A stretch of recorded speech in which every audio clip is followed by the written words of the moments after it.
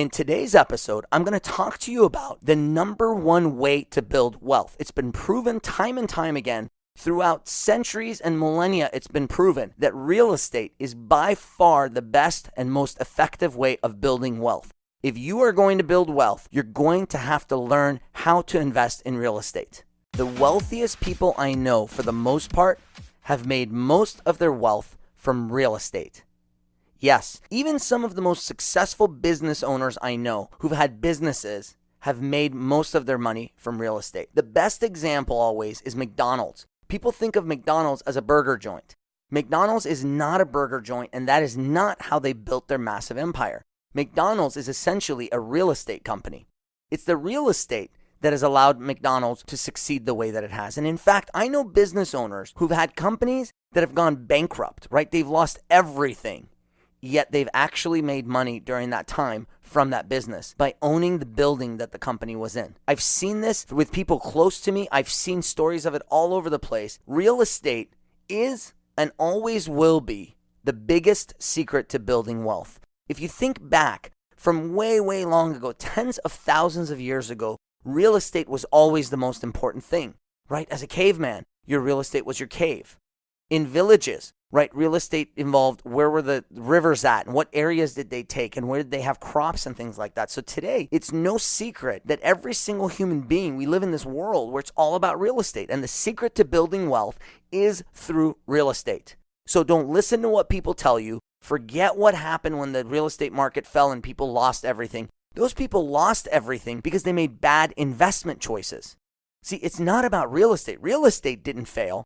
People failed. People failed to make good choices. Now, don't get me wrong. There were a lot of people out there who were doing things to trick people and to lead people down the wrong path. But at the end of the day, the reality is that people who lost money in real estate lost money because they made mistakes, not because the real estate market crashed, because the real estate market went down and it's recovered since then in most areas and gone way higher than it used to be in certain areas.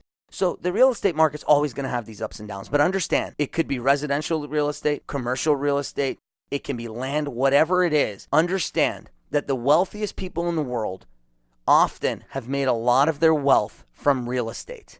And especially when you look at people, not necessarily the biggest billionaires out there, although trust me, they've built a lot of their wealth from real estate as well. But when you look at people who we traditionally consider wealthy, you look at the wealthiest people in any city, and most often those people have made their money from real estate, regardless of what they do for a living.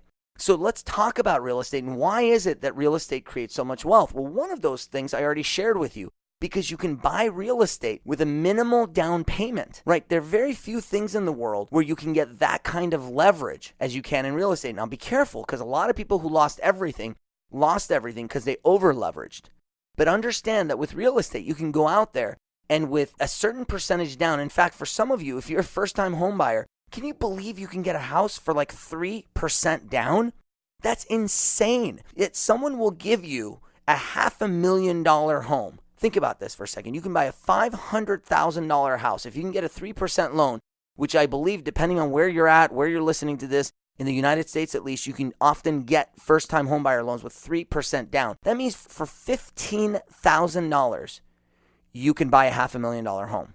Now, you have to get approved with your credit and your income and all that stuff. But it's pretty amazing. $15,000 gets you a $500,000 home. So if that house doubles in value from $500,000 to $1 million, or forget doubling in value, even if it goes up by 10%, goes from $500,000 to $550,000, you have more than tripled your investment. Yes, it's incredible. The power of this stuff is just out of this world. And the beauty with real estate is that it's been shown over time that real estate very, very, very rarely loses value over time.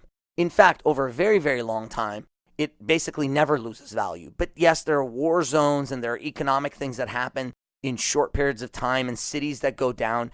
But in the long term, real estate very rarely loses value, especially if you're intelligent about where you invest it, what type of real estate you invest in. Now, I'm not a real estate expert. I'm not sitting here telling you how to invest in real estate, but what I want you to understand is the key to financial success in the long run is you're going to have to learn how to play this real estate game. And if you can live in a house and own it, gosh, that makes so much more sense than paying someone else rent, right? Imagine when you pay rent, you're paying money to someone, you're never going to get $1 of it back.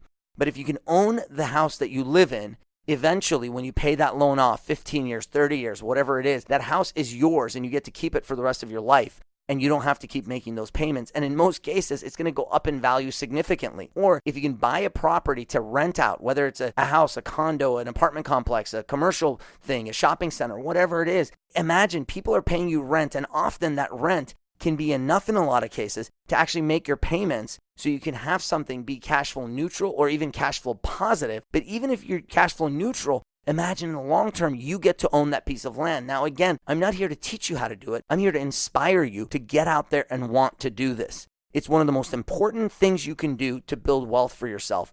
And if you're a business owner, same thing for you. If you own a business, consider how you can figure out owning the building that you work out of, especially if you have a large space, right? If you're a doctor, you could be a dentist, it doesn't matter. You could be in any business. If you can own the building or own the space that you're in, it's huge, because then even though your business is progressing and moving forward and you're paying rent, right now you pay rent, right? If that rent every month instead is a mortgage you're paying, eventually that building will be yours. And most importantly, as the building gains value, right? The value of that building goes up. That's just money in the piggy bank for you. That's your future. That's what you could possibly retire off of. And God forbid, even if the business fails, as I said before, I have numerous examples of people I've seen around me where their businesses have massively failed. But because they own the building, they did just fine in the long run. So get out there today, understand the power of real estate, and we're getting close to finishing this 6-part series on finances. And it all started with us talking about the fact that I said the American dream was a lie, because people tell you you're going to work hard, you're going to make money, you're going to save your money, and eventually one day you're going to be rich and wealthy and blah, blah, blah and free. Not true. So I told you, you're never going to make enough money to be able to retire one day, because if you're just trying to make money and save it, for most human beings, it's a game that you cannot possibly win, because as you make more, you're going to spend more. Then we talked about how you've got to start cutting expenses. And I said you got to keep score and acquire assets and not liabilities. And then I told you when you're buying assets, how by applying this concept of compound interest, right, the titanium 70-year rule gives you this massive power. And then we talked about how to invest in the stock market. And today we're talking about real estate. There's one part left to this, and that's credit repair that we're going to talk about on the next episode. But I'm excited to share this knowledge with you guys. Understand, again, the wealthiest Americans and the wealthiest people in the world, the wealthiest people in your city, most of them have made a lot of their wealth from real estate. And it's the part of your wealth that happens when you're sleeping. It builds on itself while you sleep. So regardless of what you've seen around you, please don't give up on real estate. It has always been and will always be the best investment that you can make if you do it properly. Get out there, buy some real estate if you can. If not, educate yourself on real estate so you can understand it better. And always lead with your heart.